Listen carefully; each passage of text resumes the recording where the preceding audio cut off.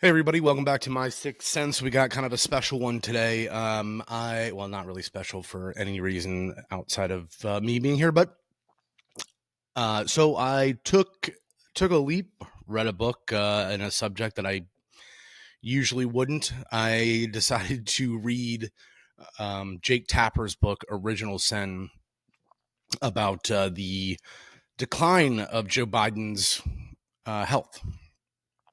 I will say it's not a bad book. It's a decent look inside kind of the collapse of that campaign, along with the party almost. Excuse me. I will say that he skipped over a whole bunch of stuff. He skipped over the simple fact that the media basically lied for him the whole time. I mean, they forced every other candidate out of the race. People knew about his cognitive decline since 2009, of which in the book he quotes transcripts and he reads them just like Joe Biden said, when at the time. And it's very interesting. You forget about that stuff. They knew that for a very, very long time. So it was interesting that Democrats didn't want to speak up in fear of losing whatever. It got to such a point that they didn't have a choice, and they were trying to do it respectfully. But among other things, you come to find out that he just wasn't getting any of the information that was coming out from the polls, from the pollsters, from pretty much anywhere. So the book really honestly starts out in his kind of like his early years and how he decided to run. He was supposed to be, he called himself the bridge candidate, the bridge president, where he was just going to serve one term. But they started noticing some problems. They had been for quite some time.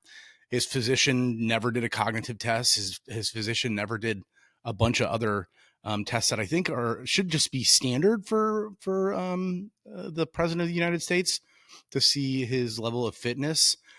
Something they skipped over a whole section of it. They had a whole chapter called, the chapter was named Dean Phillips. Now, I remember during the campaign, Dean Phillips was trying to blow the whistle. He was adamant there needs to be an open primary. We need to hear people talk. He was one of the first people to say, hey, listen, I think Biden needs to step down. I think there's a problem here. And per usual, he was just shunned, tossed out, treated like garbage. And just like RFK, just like all the other stories you hear about with people who tried to run on the left were just either sued off the ballot or chased out of what a nightmare. And another part that we'll definitely get to in this episode is the fact that Jake Tapper doesn't spend a lot of time talking about his role in this. He takes a lot of time talking about everyone else's fault in it. Jake Tapper had Dean Phillips on, tore him up, called him some names, and then spent the better part of the entire campaign just talking about how he was sharp as a tack. Plenty of people knew that he wasn't, and I believe Jake Tapper was one of them, because the guy who co-wrote his book had a lot of insight into the White House. He was on phone calls. He knew about this stuff. So I say it's a great book to read. A lot left to be desired. Something that we definitely need to talk about is what actually happened when he decided to drop out of the race. I know this seems like so long ago. It wasn't. It really kind of took me off guard as to how I think. I thought that, this is forever ago. No, it wasn't. It was not that long ago. And if you remember when he did drop out, he had people that were still campaigning for him in the morning or in the afternoon, and he released this letter on Twitter.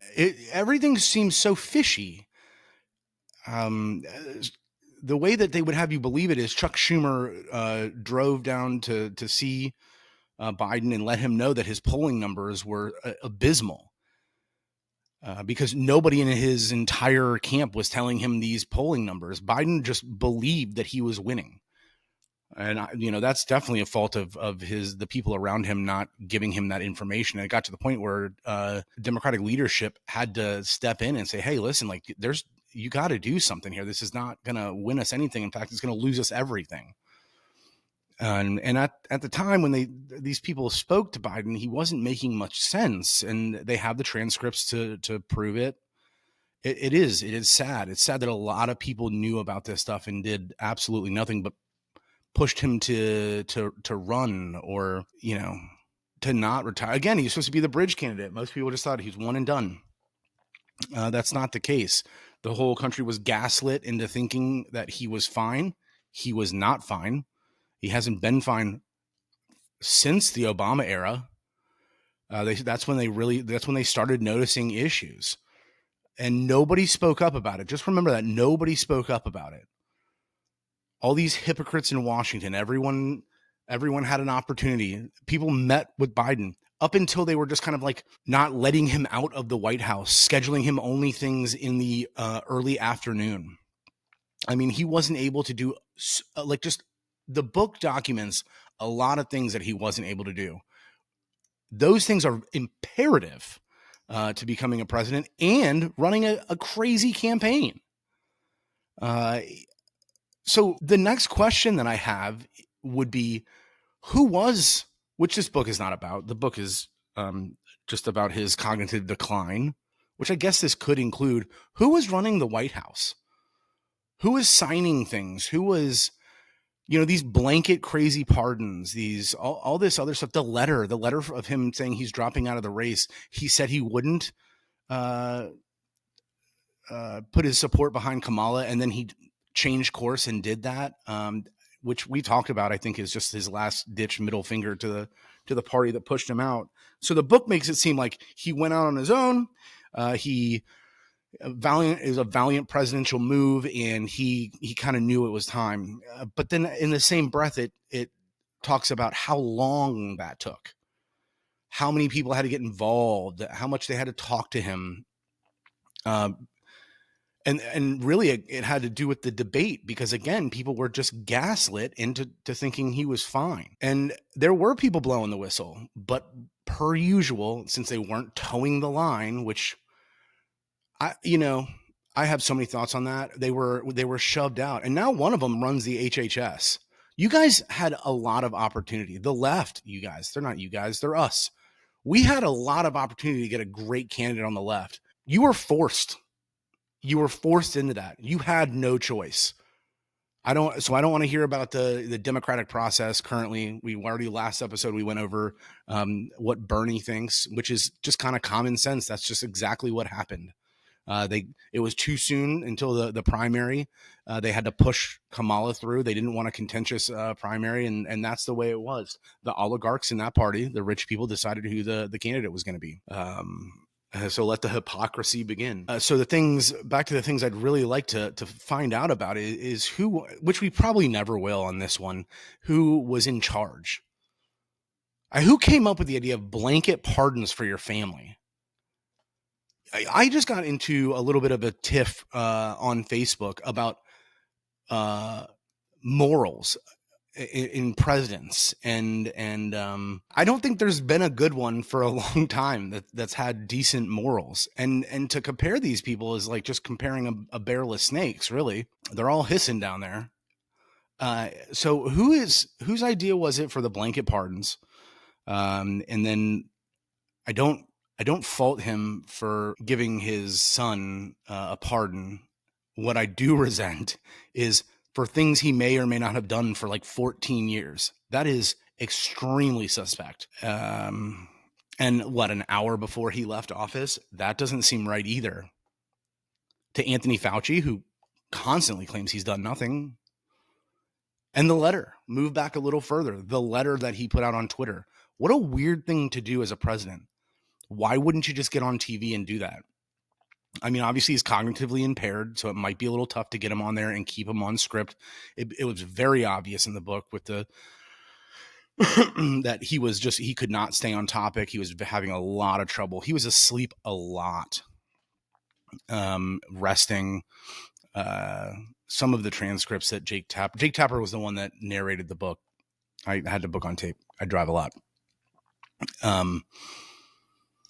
A lot of transcripts in that, and that was read in that book. It is sad. It is sad to listen to anybody talk like that. We've all had family members that have gone downhill when you need to take the driver's license away. And it is sad that his family couldn't do that for him because they were so, I don't know if they're hell-bent on revenge or they didn't like what was being done to them, but forcing this guy to do something, I honestly don't think he knew what was going on for part of it.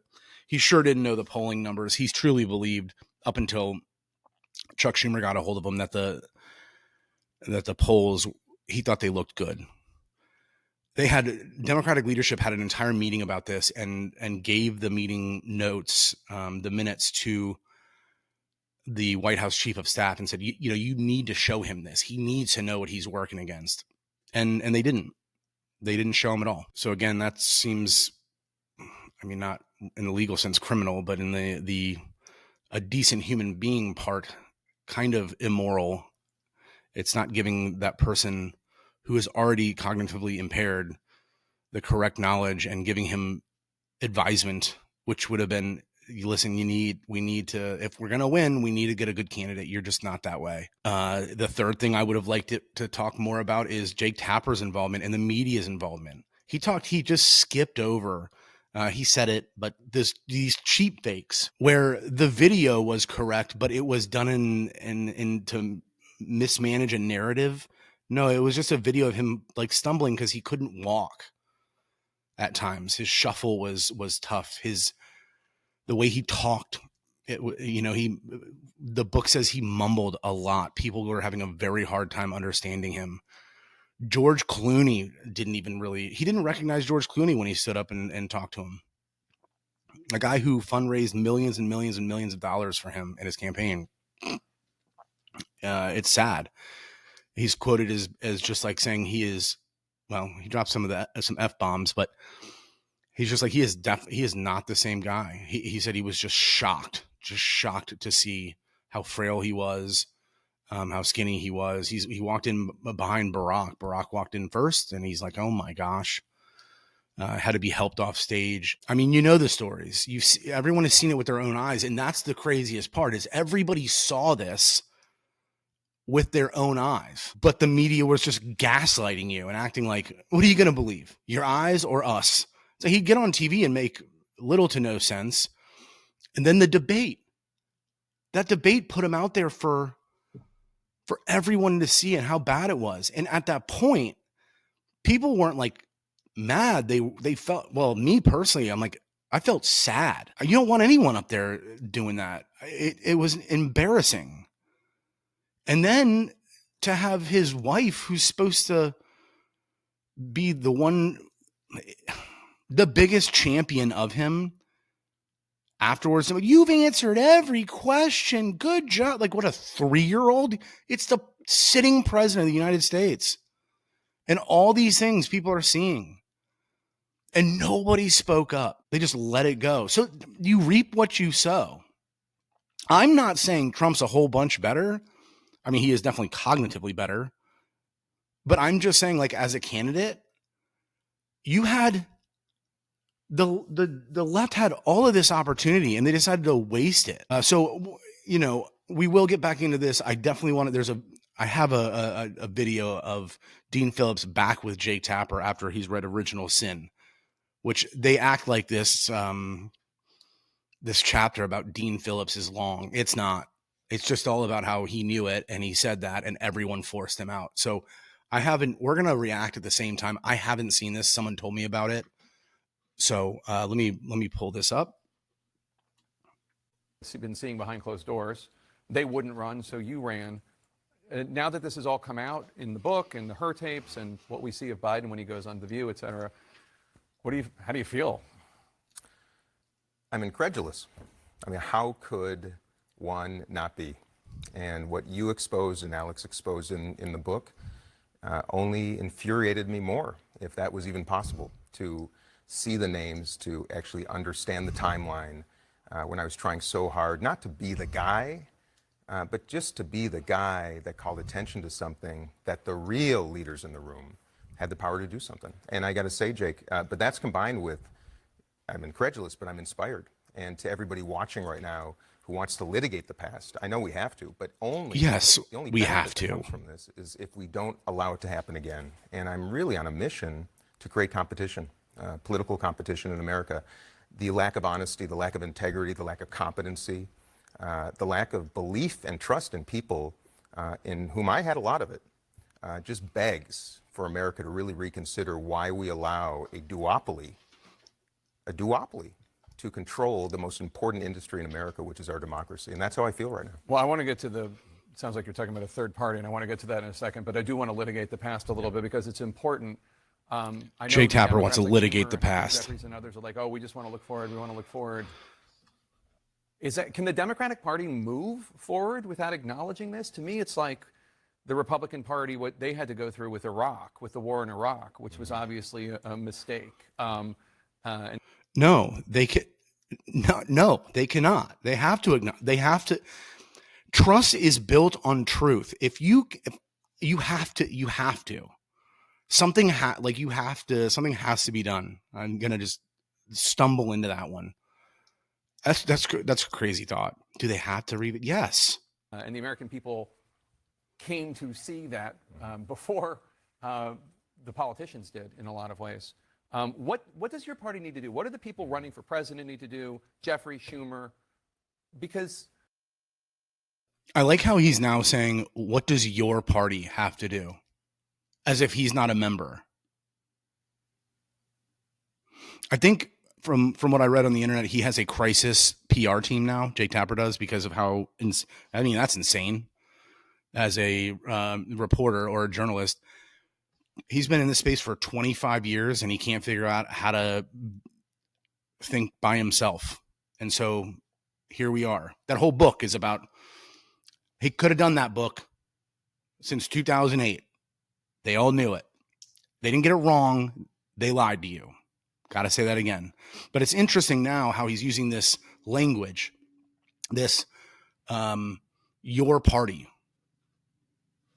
Just thought that was interesting. I've heard that twice now. you're not the only one I interviewed for the book. And almost all of them, almost everybody of the more than 200 people I interviewed and Alex interviewed, understand that this was real and this was a problem. Oh, very simple. It's courage and honesty. I mean, Thomas Jefferson, I think, wrote, "Honesty is the first chapter in the book of wisdom." And if we don't reflect on the lack of honesty from the White House all the way down to House leadership to members of Congress, and by the way, this is not unique to the Biden enterprise and, Right. And the That is Democratic true. Party. This is a symptom of a broader disease. Oh, the but how it starts with gerontocracy. honesty, yes. And Jake, the sad truth is, having now been a member of Congress and seen firsthand how this incentive system works, I do understand why this happened. And that's why we have to change it. The why is because if you wish to become a leader, if you aspire to national office, if you get out of line, now I know why nobody would accept my call or take that charge Look at that. after the primary, because if they had and it hadn't worked out, their political career was over. So I think this begs the question about how do we create a new incentive system for people who are rewarded for being honest. He's on to something. Oh, he's on to something. And people of integrity rather than being punished. And that's what we're doing right now. So the Biden campaign puts out this statement: "We continue to await anything that shows where Joe Biden had to make a presidential decision or where national security was threatened or where he was unable to do his job. In fact, the evidence points to the opposite. He was a very effective president," unquote. I mean, I don't think anybody who reads the book would say that the book doesn't show that. But what's your response? My response is that was true in his first term. And had he been a one-term president, which he had at least insinuated he would be. Not at the end of that term. And you can't prove otherwise. You can't prove either way at the very end of his term. He let how many millions of people in? I mean, there is a lot of problems to just say, oh, yeah, he was effective and he was fine. No, he wasn't at all. And at the end, I don't think he was in charge. Again, that's my personal opinion. But a couple of things he's done, and then he just disappeared. Really, you need to answer those questions instead of just act like just kind of going over. This is such a serious moment for the left, or like he's talking about, get rid of the duopoly, whatever this is. Honesty, like he said, honesty. This wasn't about his first term. I think he accomplished some extraordinary feats in conjunction with us in the House. But the issue was running again. I was not a savant, Jake. You know that. I didn't have much access. By the way, nobody had much access. But what I saw with my own eyes, behind closed doors, and like on Air Force One, and you were shocked, and that was like 2022. Exactly, and not shocked because I thought this was a man who was incompetent or senile, but shocked by the decline in his communication skills, his gait, and his leadership capacity. That's something you sense when someone has it, and it saddened me. In fact, I think Joe Biden's a wonderful man. His compassion, his decency, his empathy exhibited to so many I know, and personally, even after I left the race, the decency of this man is extraordinary. Those around him, the leaders that knew better, a media apparatus, which I think has to be, we have to shine light on that. 100%. MSNBC in particular, the deplatforming of anybody who would have the audacity to call that question. I think they've barely even mentioned our book. I'm not, well, that makes two of us.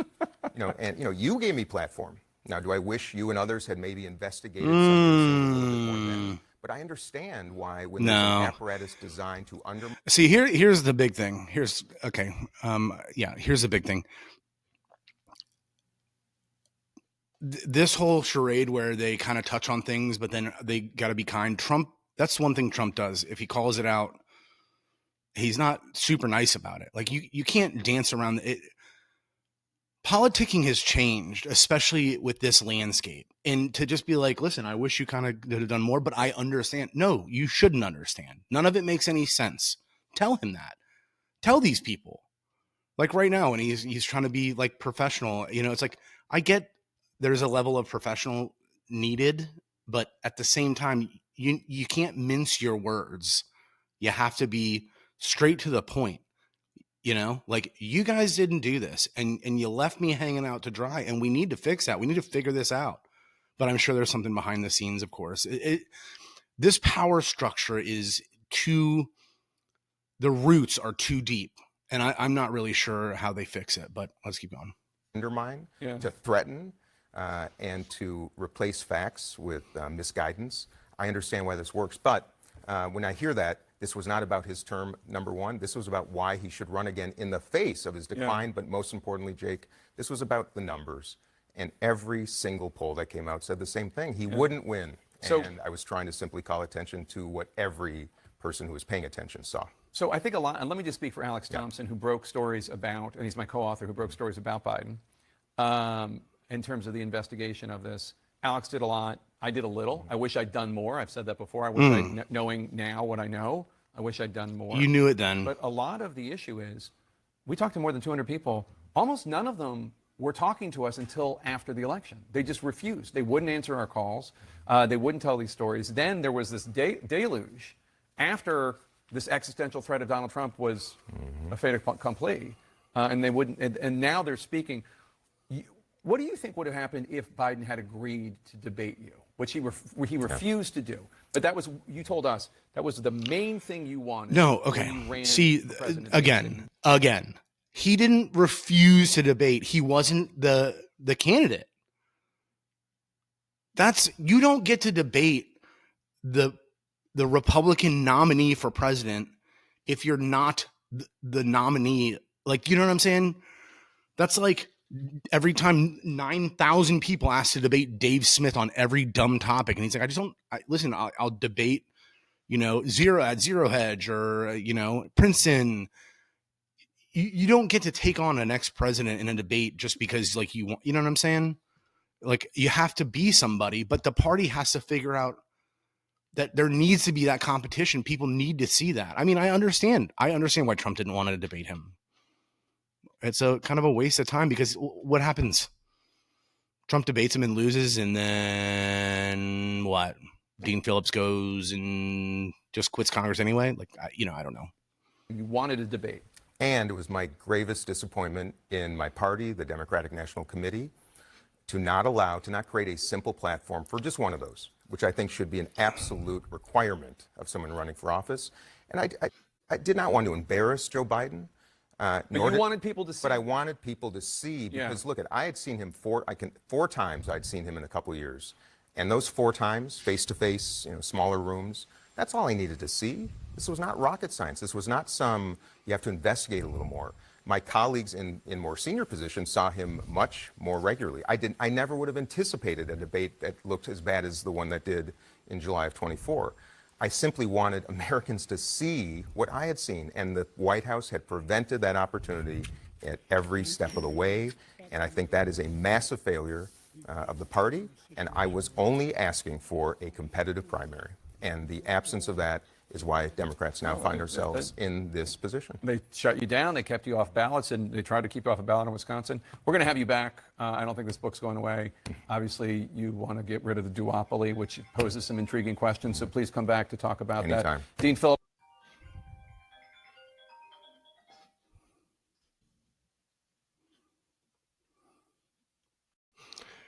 So you get the basic idea of Dean Phillips. Again, that was one chapter in the book. And that is what he was trying to do. He was just trying to create a fair primary and spark debate.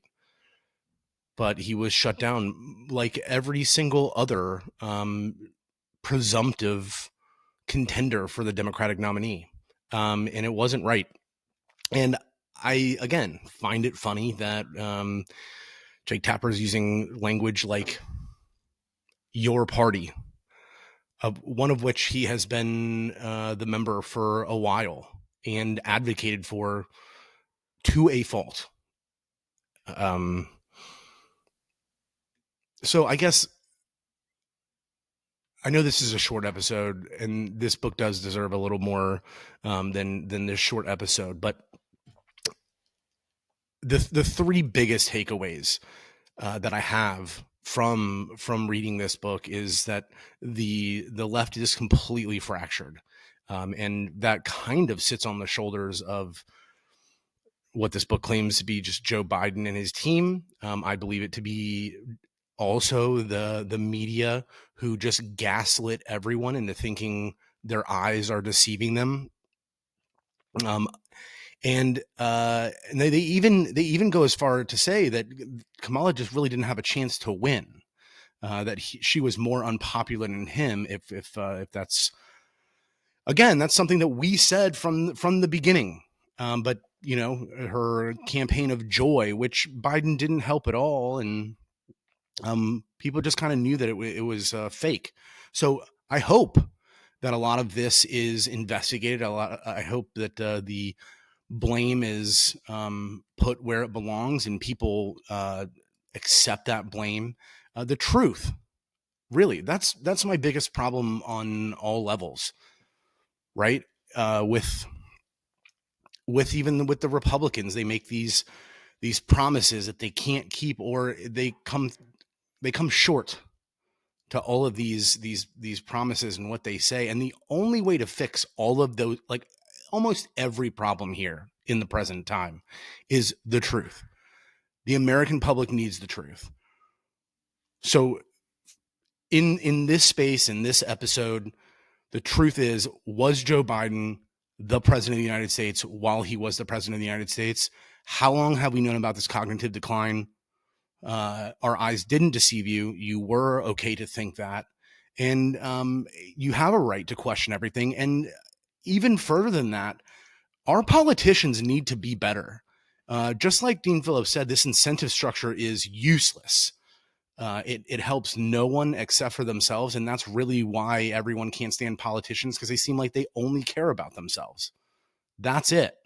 It doesn't matter what's good for the people or their constituents. It's they want the ring. So in closing, like I've always said, question everything.